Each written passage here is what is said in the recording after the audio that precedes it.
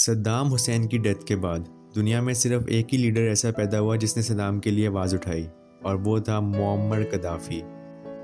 उसने अरब बादशाहों के सामने खड़े होकर कहा, अगर अब भी हमने अमेरिका को नहीं रोका तो अगला नंबर हमारा होगा।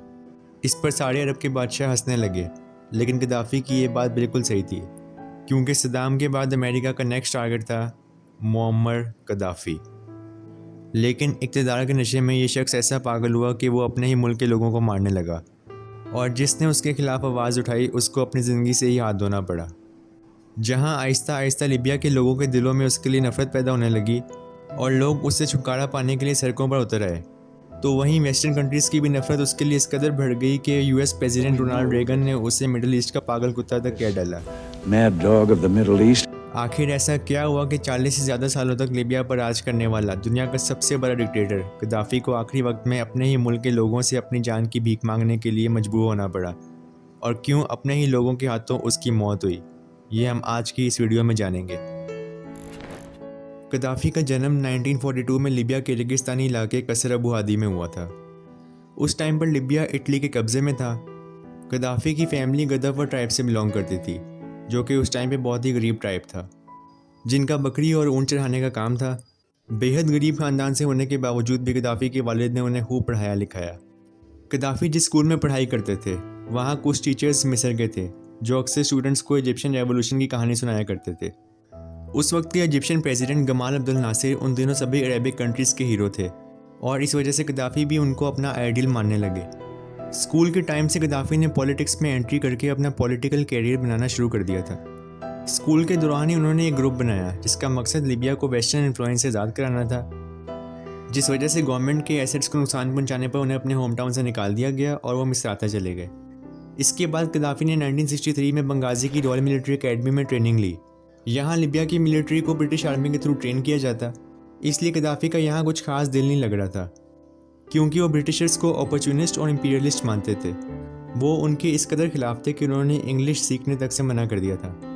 इसके बाद 1964 में कद्दाफी ने फ्री ऑफिसर्स नाम से एक मूवमेंट शुरू की, जिसमें रेवोल्यूशनरी इजिप्शियन नेशनलिस्ट ऑफिसर्स ने बढ़ चढ़ कर हिस्सा लिया। ये सभी फ्री ऑफिसर्स सीक्रेटली मिलते और अरब कंट्रीज से वेस्टर्न इन्फ्लुएंस को ख़त्म करने की स्ट्रेटजी बनाते थे।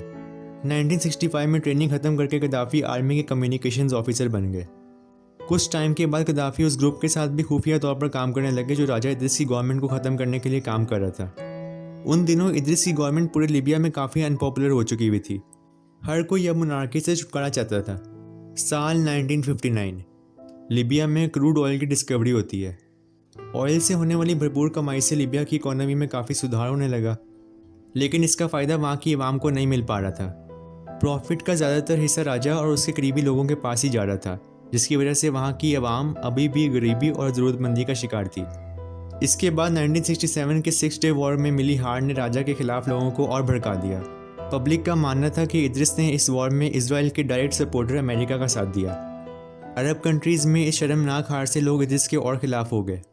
इस वक्त तक कद्दाफी फ़ौज में काफ़ी मजबूत पकड़ बना चुके हुए थे, और राजा का कंट्रोल भी अब आहिस्ता आहिस्ता ख़त्म हो रहा था। राजा इद्रिस उस वक्त मेडिकल ट्रीटमेंट के लिए ग्रीस गया हुआ था। अगस्त 1969 तक इद्रिस को भी समझ आ चुका हुआ था कि अब उनके हाथ से लिबिया की गवर्नमेंट निकल चुकी है, इसलिए उन्होंने लिबिया लौटने के बजाय ग्रीस में ही रहने का सोचा और वहीं अपने ओहदे से इस्तीफ़ा दिया। यहाँ पर कद्दाफी को लिबिया पर कब्जा करने का सुनहरा मौका मिल गया, और कद्दाफी ने 1 सितंबर 1969 को अपनी 12 मेंबर्स वाली डायरेक्टोरेट के साथ मिलकर तख्ता पलट करने के लिए ऑपरेशन जेरूसलम की शुरुआत कर दी। 2 घंटों के अंदर ही कद्दाफी के साथियों ने लिबिया को अपने कंट्रोल में ले लिया। कद्दाफी ने यह काम इतना सीक्रेटली किया था कि इद्रिस के पर्सनल बॉडीगार्ड्स और ट्रिपोली के बाहर तैनात अमेरिकन आर्मी तक को कानो कान इस तख्ता पलट की खबर नहीं मिली। अब तक लिबिया के लोग अनजान थे कि आखिर इस तख्ता पलट को किसके इशारे पर अंजाम दिया गया है, लेकिन फाइनली 7 दिन बाद कद्दाफी ने अपनी पहली स्पीच दी, जिसके बाद लोगों को पता चल सका कि इस तख्ता पलट के पीछे कोई और नहीं बल्कि खुद मुअम्मर कद्दाफी है। कद्दाफी की स्पीच के बाद लिबिया के लोगों ने उसे बतौर लीडर कबूल कर लिया। सबसे पहले कद्दाफी ने रेवोल्यूशनरी कमांड काउंसिल RCC के साथ मिलकर लिबिया से मोनार्की को हमेशा के लिए ख़त्म कर दिया और लिबियन अरब रिपब्लिक का आगाज़ किया। लिबियन अरब रिपब्लिक के बाद कद्दाफी खुद लिबिया की न्यू गवर्निंग बॉडी और RCC के चेयरमैन बन जाते हैं। कद्दाफी ने गरीबी से उठकर लिबिया की पावर हासिल की थी, इसलिए उन्होंने ज़्यादातर मिडिल क्लास लोगों को अपनी कैबिनेट में जगह दी, जिसकी वजह से कद्दाफी तेज़ी से लोगों के बीच पॉपुलर होने लगे। इसके बाद उन्होंने लीबिया को एग्रीकल्चर में खुद मुख्तार बनाने के लिए 1969 में ग्रीन रेवोल्यूशन की शुरुआत की, जिसका जल्दी ही लीबिया में असर दिखने लगा और किसान जो हमेशा लॉस में रहता था उससे अब प्रॉफिट होने लगा। लीबिया की इकोनॉमी मेनली ऑयल पर डिपेंडेंट थी, जहां अभी भी करप्शन हो रहा था। गद्दाफी ने ऑयल रिसोर्सेज को एक एक करके ठीक करना शुरू किया और इससे होने वाला प्रॉफिट का ज़्यादातर हिस्सा लोगों को दिलाने के लिए मल्टीपल लॉज बनाए। इन्हीं लॉस के चलते अक्टूबर 1969 में गद्दाफी ने फॉरेन कंपनीज के साथ चल रही करंट ट्रेड को अनफेयर बताते हुए लिबियन ऑयल इंडस्ट्री में काम कर रही सारी फॉरेन कंपनीज को नेशनलाइज कर दिया और क्रूड ऑयल के प्राइसेस को बढ़ा दिया। गद्दाफी के इस फैसले को ओपेक में शामिल दूसरे मुल्कों ने भी एक्सेप्ट किया और अपने अपने मुल्कों में क्रूड ऑयल के प्राइस को बढ़ा दिया। गद्दाफी का ये फैसला मास्टर स्ट्रोक साबित हुआ और सिर्फ कुछ ही सालों में लीबिया की पर कैपिटा इनकम $10,000 तक पहुंच गई। इससे लीबियन लोगों की लाइफस्टाइल में काफ़ी सुधार आने लगा। उस टाइम पर लीबिया की डेवलपमेंट इस कदर तेज़ हो गई कि लीबिया ने पर कैपिटा इनकम के मामले में इटली और ब्रिटेन जैसे कई डेवलप्ड कंट्रीज़ को भी पीछे छोड़ दिया था। लीबिया में जिन लोगों के पास रहने के लिए घर नहीं थे उन्हें फ्री में घर दिए गए, कई स्कूल्स और यूनिवर्सिटीज़ खोली गई और उनमें सभी के लिए फ्री ऑफ कॉस्ट एजुकेशन दी गई। इन इनिशियल सोशल रिफॉर्म्स से लीबिया की डेवलपमेंट में 4 चांद लग गए। लेकिन गद्दाफी जहां एक तरफ लीबिया में डेवलपमेंट का काम कर रहे थे, तो वहां दूसरी तरफ उन्होंने कई कंट्रोवर्शियल डिसीजंस भी किए जिनकी वजह से लोग उनके दुश्मन बन गए।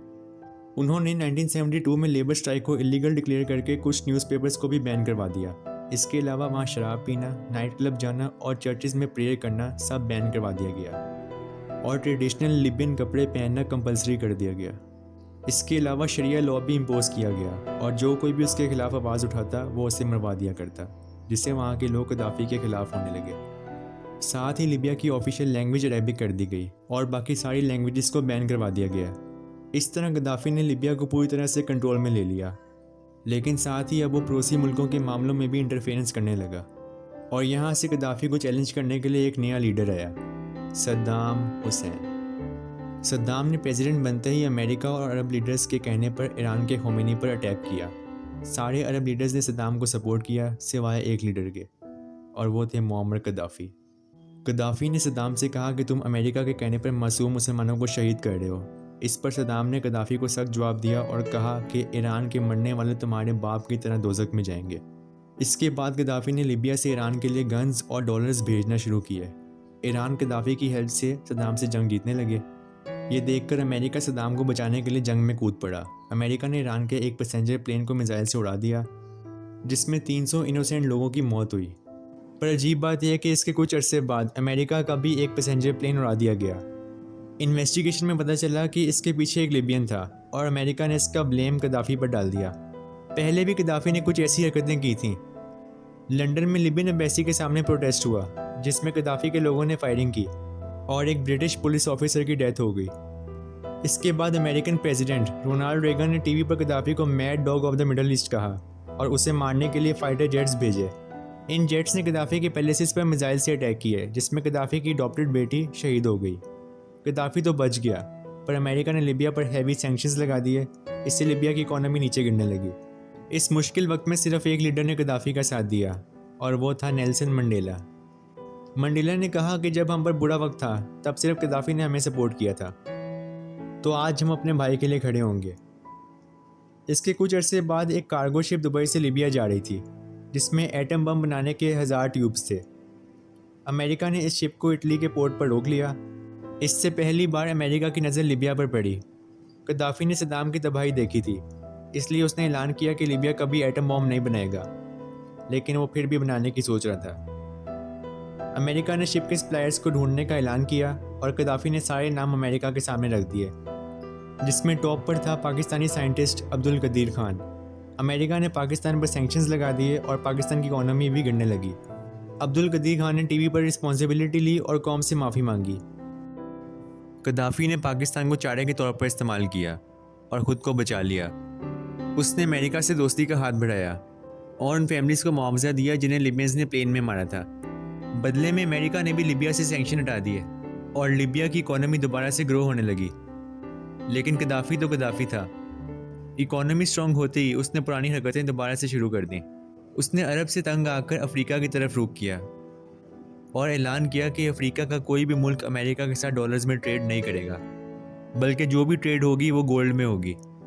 ये अमेरिका के डॉलर इकोनॉमी के लिए एक बड़ा झटका था। अफ्रीका के लीडर्स ने गद्दाफी को किंग ऑफ द किंग्स का टाइटल दिया। उसके बाद 2008 में अरब लीडर्स की एक कॉन्फ्रेंस में गद्दाफी ने कहा कि अगर हम एक ना हुए तो अमेरिका सदाम के बाद हम में से किसी एक को टारगेट करेगा। 2011 में गद्दाफी ने पहली बार अमेरिका का दौरा किया, जहां यूएन कॉन्फ्रेंस में उन्होंने 90 मिनट्स की स्पीच दी, जबकि हर लीडर को 15 मिनट्स मिलते हैं। उन्होंने यूएन सिक्योरिटी काउंसिल को शैतान का काउंसिल कहा और यूएन चार्टर का एक हिस्सा फाड़कर फेंक दिया। फिर इन्होंने एक किताब दिखाई जिसमें उन्होंने बताया कि उसमें पैलेस्टाइन इशू का सॉल्यूशन है, और वो किताब यूएन लीडर के मुंह पर मारी। इसके बाद अरब स्प्रिंग का दौर शुरू हुआ। इसमें हुआ यह था कि बाकी मुल्कों में अवाम की तरफ से रेवोल्यूशन लाया जा रहा था और इसका आगाज़ ट्यूनीशिया में हुआ।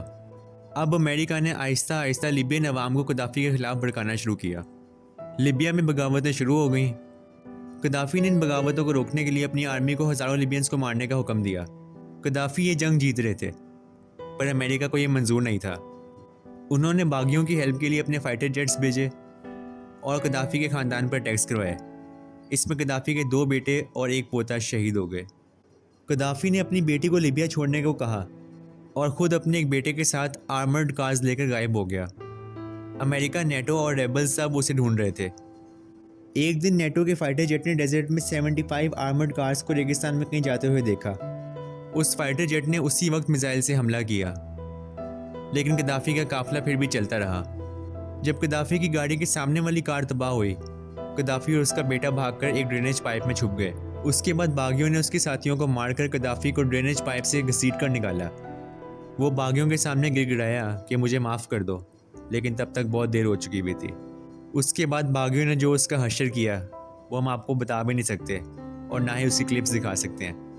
ये वही गद्दाफी था जो अपने आप को किंग ऑफ द किंग्स कहता था, जिसके पास हर चीज़ थी, दुनिया का सबसे महंगा महल, लेकिन आज वो एक ड्रेनेज पाइप में पड़ा हुआ था। गद्दाफी की डेथ की खबर सबसे पहले अमेरिका को मिली और प्रेसिडेंट ओबामा ने इसका ऐलान किया। The government of Libya announced the death of Muammar Gaddafi. जब ओबामा से पूछा गया कि आपकी ज़िंदगी की सबसे बड़ी गलती क्या थी, तो उन्होंने कहा कि लिबिया को तबाह करना मेरी ज़िंदगी की सबसे बड़ी गलती थी। गद्दाफी के मरते ही लिबिया में सिविल वॉर शुरू हुई, जिसमें 10 लाख लिबियंस मारे गए। लिबिया की इकोनॉमी तबाह हो गई और गद्दाफी के मरने से लेकर आज तक लिबिया सिविल वॉर का शिकार है। गद्दाफी की बात बिल्कुल सच साबित हुई। अमेरिका ने सदाम के बाद उसी तरह गद्दाफी को भी ख़त्म कर दिया जिस तरह सदाम को किया था। तो आज के लिए फ़िलहाल इतना ही। वीडियो अच्छी लगी हो तो वीडियो को लाइक करें, चैनल को सब्सक्राइब करें। मिलते हैं अगली शानदार वीडियो के साथ। तब तक के लिए अल्लाह हाफिज़।